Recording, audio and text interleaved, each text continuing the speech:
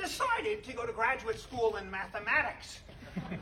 Because of her lack of background, she was turned down by all of the schools to which she applied, except for Central Western University, which is located in the central western portion of a state of which you have never heard. But she was happy to be going at all, so she packed her bags and arrived full of anticipation for the adventure to come. She did well in her classes and easily passed her qualifying exams. Now it was time to find an advisor. She attended various seminars, but nothing tickled her fancy until one day she happened upon a talk on fairy sequences. It was fascinating.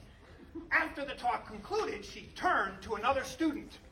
Who was that?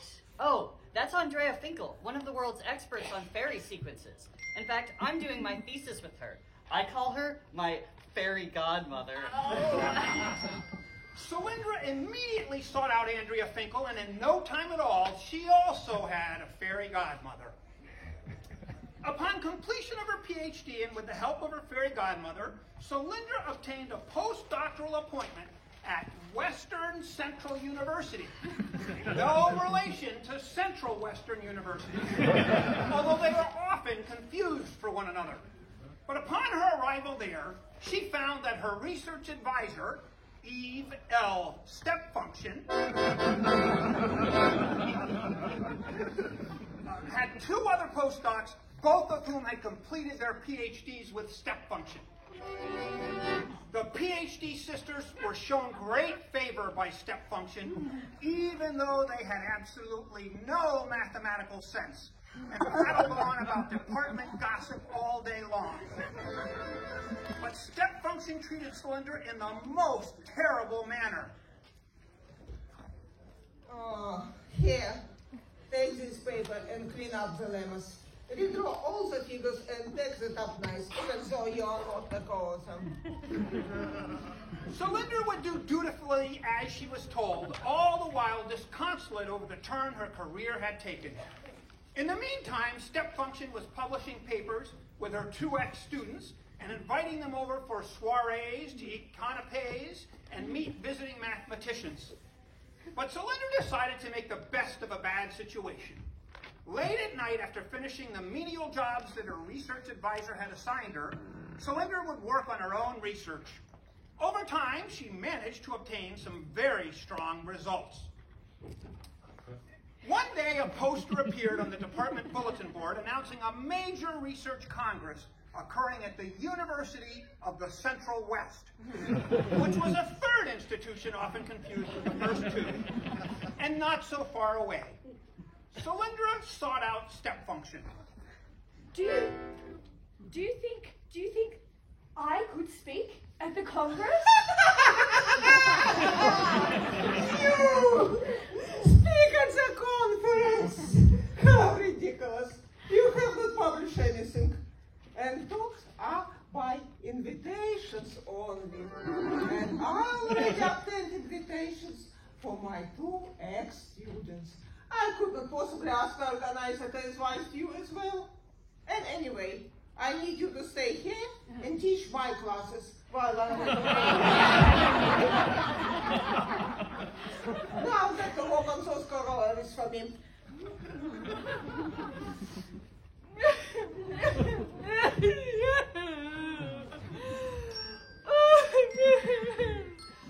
Oh, woe is me!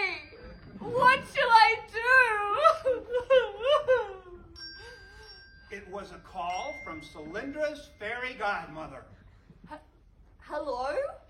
Oh, my dear, what is wrong? Oh, there's a big research congress at the University of the Central West. And my research advisor will not let me go to give a talk. I have to stay here and teach her classes. I see. Well, I know the organizers. I will arrange for you to give a talk. But remember, you must leave the conference early and get back in time to teach your advisor's classes. Oh, thank you, but what will I wear? I have no fine clothes. It's a math contest.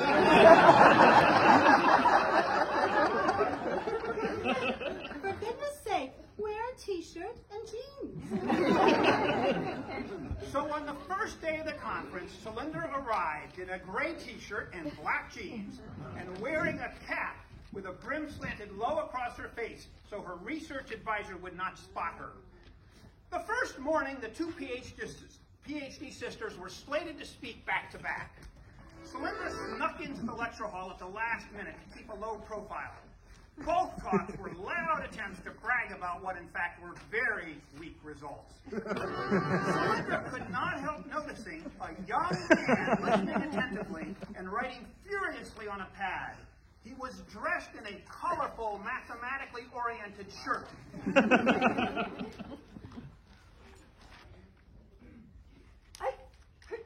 Who is that young man? Oh, that's Dirk Princer, a young hotshot they say is destined for the Fields Medal. Several talks later, it was time for Solyndra's talk. She was extremely nervous as she had very little experience giving talks. She suddenly saw Step Function enter, trailed by the nattering sisters. Her advisor gave her a murderous look, but then Dirk Princer entered. He sat down in the front row and pulled out an empty pad upon which to write. And then it was time for talk 3313, which was Solyndra's talk. She approached the podium. For a moment she hesitated. She knew her research advisor would never forgive her. But then she saw the expectant look on Princer's face, and she began to speak. She spoke of fairy sequences and their relation to the Riemann hypothesis. They are related to the Riemann hypothesis.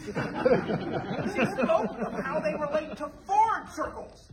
They are related to Ford circles. And she spoke of the implications for rational approximation. Now, there are implications for rational approximation. At the end of the talk, there was thunderous applause.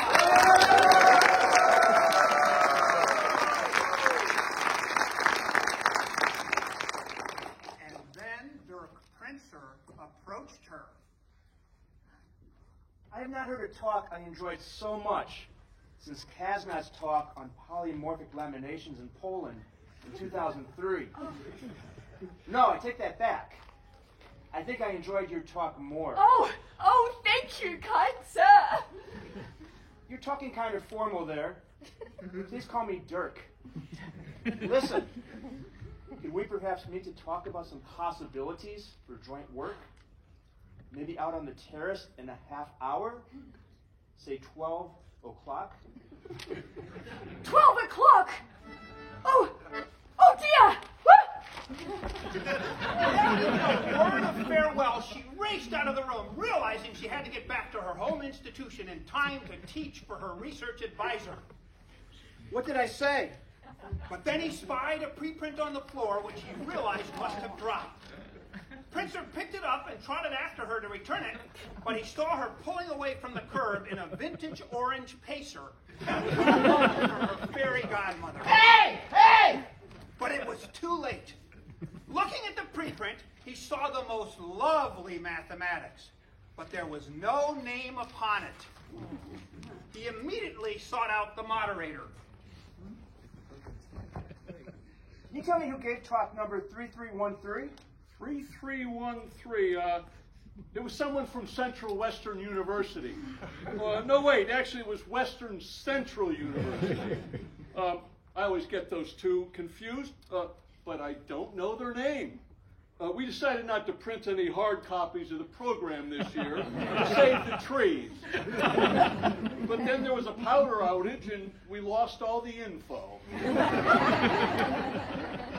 Princer was distraught. Here he had met this person who had such mathematical potential, and he might never find her again. He couldn't bring himself to attend any of the remaining talks at the Congress. As soon as the Congress ended, Princer traveled to Western Central University. Upon arrival, he stopped by Step Function's office.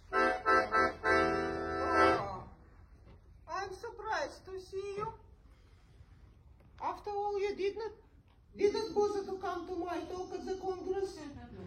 I apologize, Eve, but I was preoccupied. The reason I'm here is that I'm trying to find the author of this preprint. And I believe it to be someone in this department. Oh, it must be one of my students. She immediately ushered him to the office of the first sister. Is this your preprint? Why, yes, Prince, it is mine. He glanced quickly at the math written on her chalkboard, which he could immediately see was of an elementary nature. Really? Then perhaps you could explain for me how the Soclitz operator sporiates the left-angled isosahedron in a convolutionary tetrasub algebra. Yeah, well, it follows from a complicated calculation. I'd love to see it. I love difficult computations. I suddenly don't feel so well. Too bad she's unwell. But I think this is my other students you're looking for. When Princer entered the second sister's office, he again noted that the chalkboard was filled with the most elementary of calculations. Is this your preprint? Why, yes, it is mine. Thank you for returning it. Oh, I'm so glad to have found you then, since I am dying to know why the nexus of delimiting points in the subtropical manifold don't experiment the homological sheaves.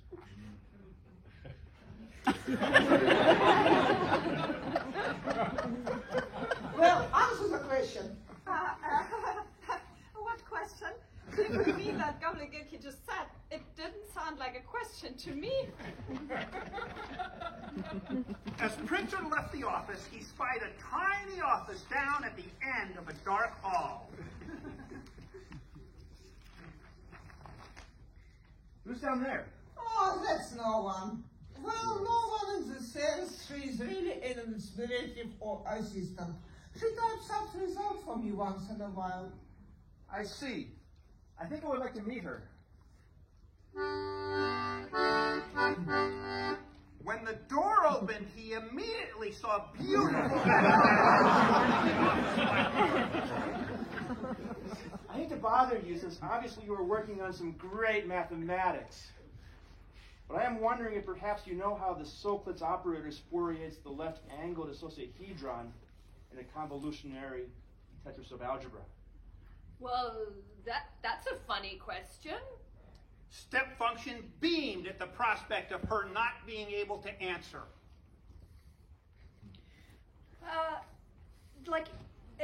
You have to understand.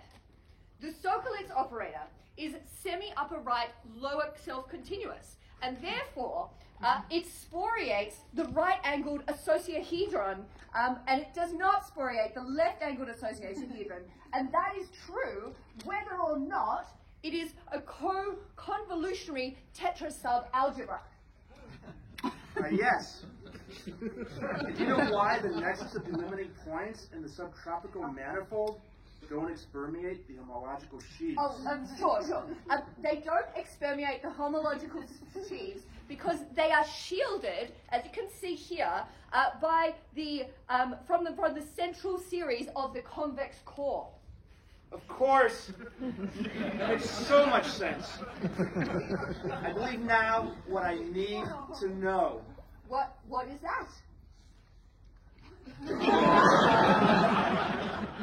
I believe I know that I would like you and I to be co-authors.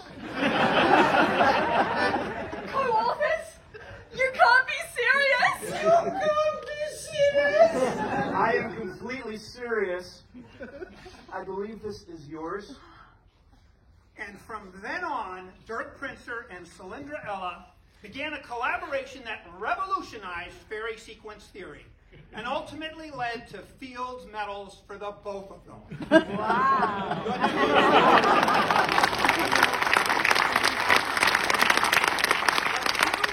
The two sisters fell into a obscurity and were never invited again to give a talk anywhere. Step Function spent the rest of her career trying to convince others that it was because of her tutelage that Ella had become successful. And even after receiving their Fields medals, Princer and Ella never ran out of problems to think about, and their research thrived forever, ever after.